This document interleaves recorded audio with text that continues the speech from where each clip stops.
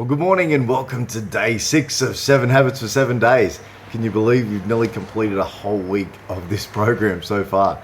And this first week, as I have said a number of times, is about the on-ramp into the ongoing on-ramp of the Optimal Health Program. So I hope you're really enjoying the experimental phase. And so far we've covered quite a few things. We spoke about our language at the beginning of the week on the very first day and listening to our language and the language of others.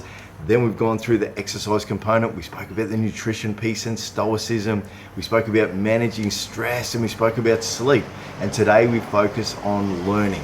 And this is a key component of the program in general. When you think that the first step is learning, the second step is experimenting with those learnings, and then the third step is the evolution, that continual evolution, which brings you back to more learning. So learning is just such a key component to this. If you recall the slide I showed you with Joe Dispenza, Joe Dispenza spoke about the fact that we had 60 to 80,000 thoughts a day, and by the time we get to our mid-30s, he suggested that maybe 95% of those thoughts were habitual. Well, whether that's true or not is up to us to interpret, but the reality is learning has to break that percentage number. I would argue you can't learn something today and have the complete same set of thoughts that you had yesterday if you're thinking about that thing that you've just learned. So I look at it and go, well, the more things you learn, you have to interrupt that pattern even more so that there's little chance of you having exactly the same thoughts and falling into that thinking habitual process that you may have been in. So learning is a key component to what we're doing. So, and I would like to talk to you about learning from two perspectives. The first is deliberate. So what are the things that you want to learn?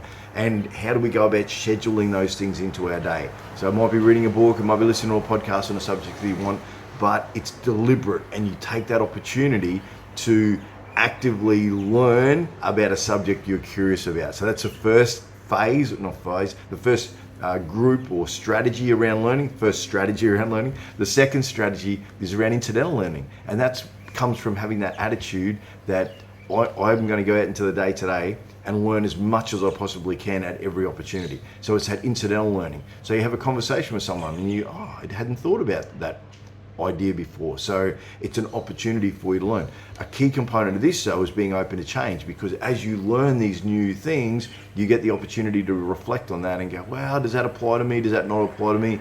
Do I want to follow that more or do I not want to? But the key theme around that strategy of incidental learning is that you're open to learning new ideas, you're open to learning new things, which 100% you are, otherwise you wouldn't be doing this program. So I asked you to consider about that today, the two different types of learning. Deliberate learning, how can you schedule things in that you want to learn today, and that mindset or that belief that you're going to learn a whole heap of new things today and you're open to that experience when it comes along. So I hope that's useful. The other thing I'm going to share with you today is a short video around yoga nidra or non-sleep deep rest.